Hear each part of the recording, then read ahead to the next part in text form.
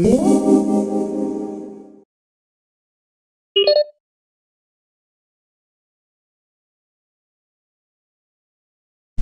everyone, I'm back at the hotel. Yeah, so apparently the Winnipeg area will go into code red starting tomorrow. So code red is the highest level in the pandemic response system in the province of Manitoba. Basically there will be no dining in restaurants. Places like supermarkets will go down to 25% of its capacity, and of course museums, libraries, recreation centers, they will shut down. Yeah, like earlier today we have already seen a couple museums were closed already. So I'm now thinking about during lunchtime what the owner of that Greek food stall at the Forks Market told me. So she said she really appreciated my business. Yeah, so once code red is in its full effect, many people like that Greek food stall. Unfortunately, they will close its doors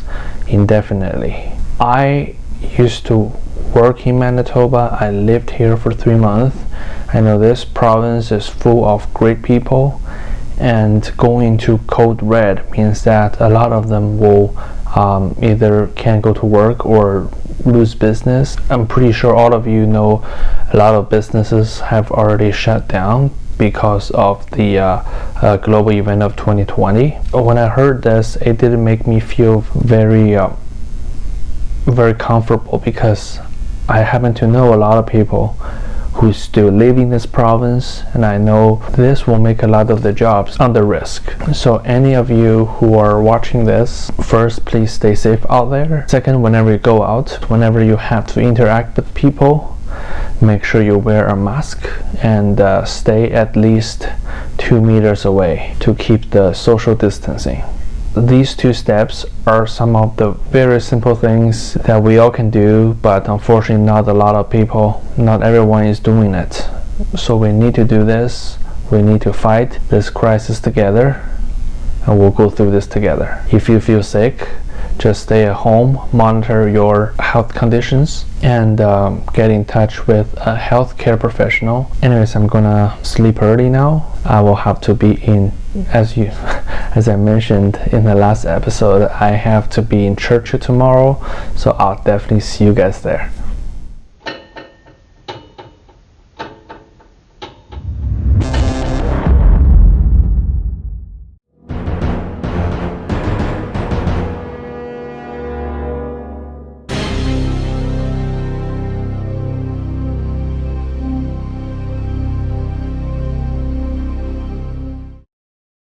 As soon as I got up, I opened up Uber on my phone.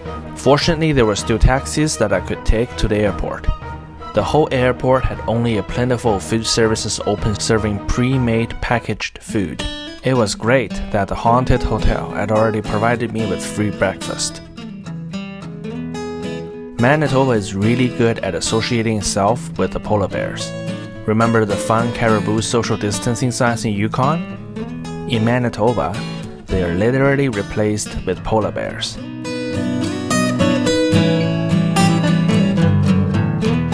Hey guys, so I'm at the Winnipeg airport. I'm on my way to Churchill. I will see you when I get there. Like mentioned in the previous episode, Churchill is not connected by roads.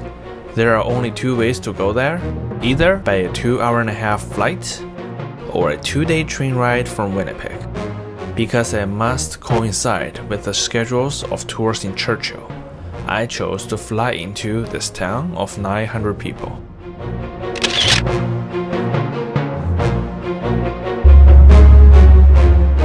The flight from Winnipeg to Churchill was pretty straightforward, going all the way north. If the weather is nice, you'll get to see Lake Manitoba, world's 33rd largest lake, and Lake Winnipeg, was the 11th largest lake. Fortunately, the weather was nice during the flight. Okay, I'll sing another soundtrack for this. It's not gonna be Old Canada this time, but it will be a song that's uniquely Manitoba. It's called Red River Valley. If you don't know where it is, Go check out the previous Winnipeg episodes. If you have never heard of the song, I will sing for you now. From this valley they say you are going. We will miss your bright eyes and sweet smile. For they say you are taking the sunshine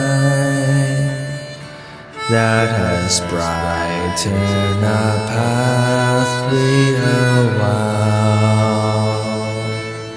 So come sit by my side if you love me. Do not hasten to bid me adieu. Just remember the Red River Valley and the cowboy that loved you so true.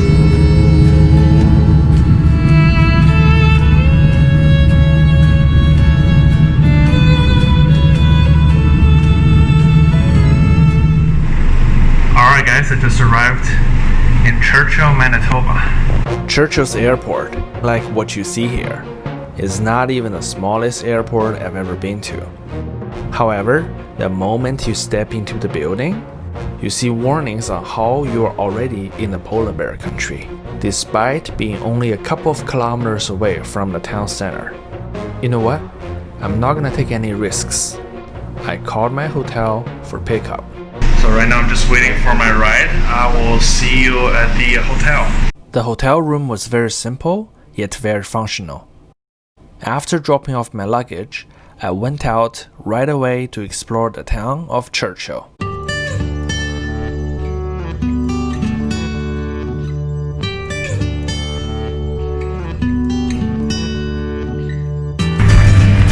Hey everyone, just got into Churchill. Right now it's actually not that bad. It's about -8 degrees Celsius. Yeah, but you still kind of wear the face cloth. And this mask is perfect because not only it is required that you have to wear them indoors, but also it's very good for protecting your face against the wind. And actually, I'm gonna tell you a secret. I've been to Churchill before. It was in the summer of 2013. So I came here in summer, and the wind is still very legendary here. But still, it's so much better than I first thought. You know, even summer, the wind here could be crazy. And, you know, I had to wear face covering back then, even in summer. Fortunately, I still kept some of the photos and video clips from that trip of 2013. Although back then, I never intended to put them on YouTube. To give you an idea of what people wear in summer, here it is. Yeah, you've got that right. The park ranger beside me was carrying a rifle. You never know. Polar bears could attack you in summer. Polar bears could attack you anytime in this town called Churchill. Okay, first thing first, I'll take you to the place back in 2013 where my Churchill adventure started. And that place is possibly the most visible feature on the map of Canada, the Hudson Bay. Before publishing, many people recommended me to mute the wind in these videos. That will lose half of the fun if I don't show you what the Arctic wind in Canada's north is truly like. You would think northern Canada is just another place portrayed in Christmas movies. The wind is so strong and the temperature is so cold that even if you set up a Christmas tree there, I guarantee you it will be gone within seconds. Read the sign that says "No drones"? Don't dare to fly it there, even if you're allowed, because it will just be another casualty here in Churchill. What do you mean another casualty? I'll explain that in a later episode. There's a sign over there that says, do not walk in this area, you're entering polar bear country. The area outside of the sign, you're very likely to encounter a polar bear, whereas on this side, you are still kind of likely to encounter a polar bear. Like mentioned earlier, the wind in Churchill is legendary, regardless of the season. You think a bay that's not frozen will be better off? This clip from the summer of 2013 should convince you that, well, there isn't really that much difference besides the temperature and the scenery.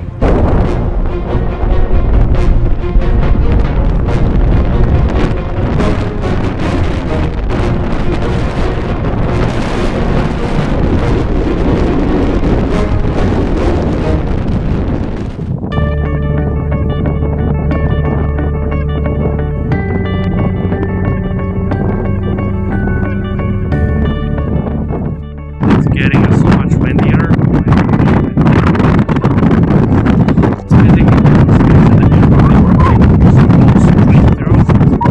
That's why places like Toronto and Ottawa, even though they are the same latitude they're just cold, all because it's air, and I'm standing in the middle of this kind of air right now. My hands are freezing, and even wearing all these layers didn't really help, so maybe I have to go back and grab my real winter gear. The owner of the hotel I'm staying at told me that just in case you see polar bears in this region, you can always jump to that ship, because polar bears are not that smart enough to climb up stairs. Or maybe they can. Anyway, oh my gosh, it's cold. I better change my clothes first and I'll come back. I've seen Churchill in summer before, so I expected the climate of Churchill in fall would be way harsher. Luckily, I came prepared with proper winter gear, so I went back to the hotel, and it's time to release the Kraken.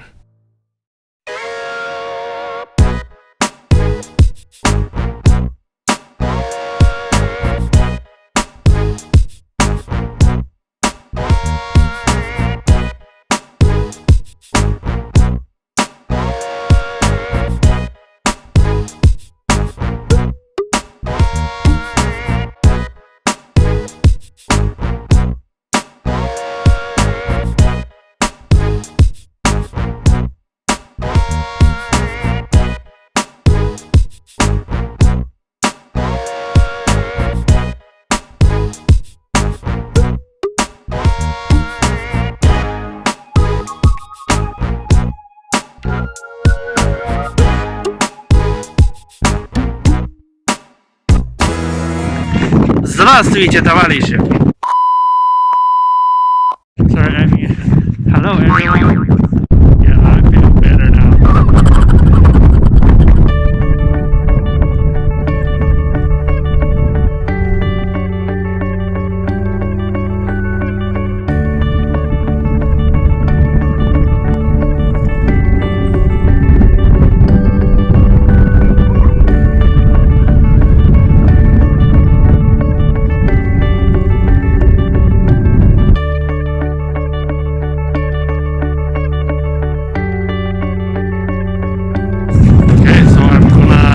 Check out that ship again.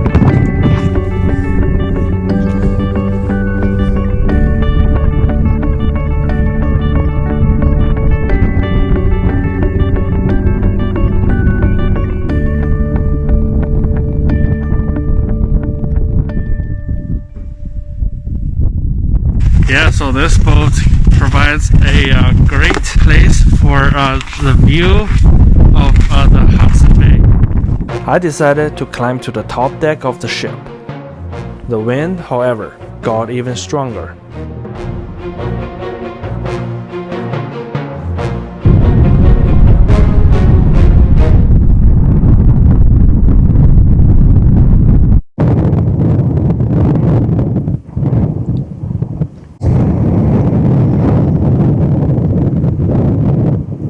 So what's the difference between the crazy wind in Churchill and Winnipeg? You wanna see a demonstration? Here comes the demonstration.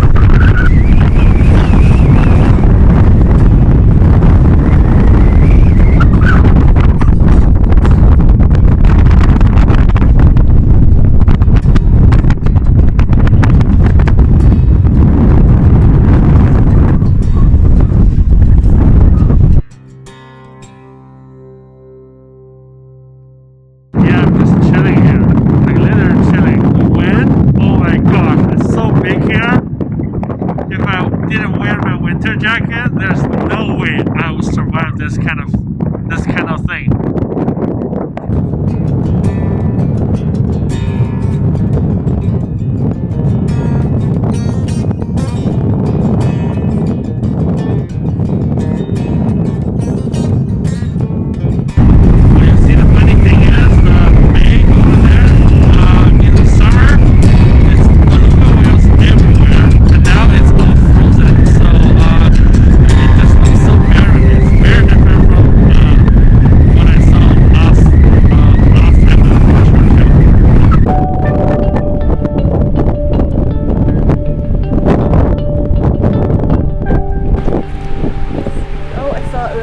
Yeah, beluga.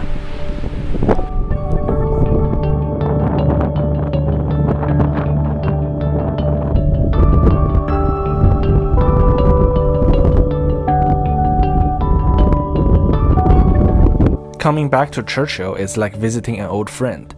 You'll notice some changes in appearance, but most of everything else are still what you're already familiar with.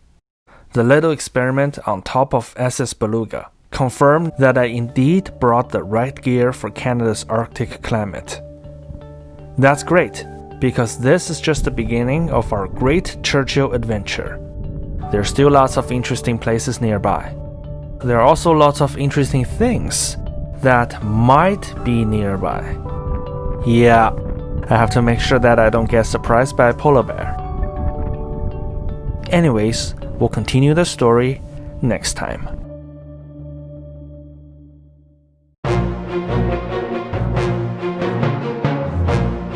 There must be a train within next couple hours.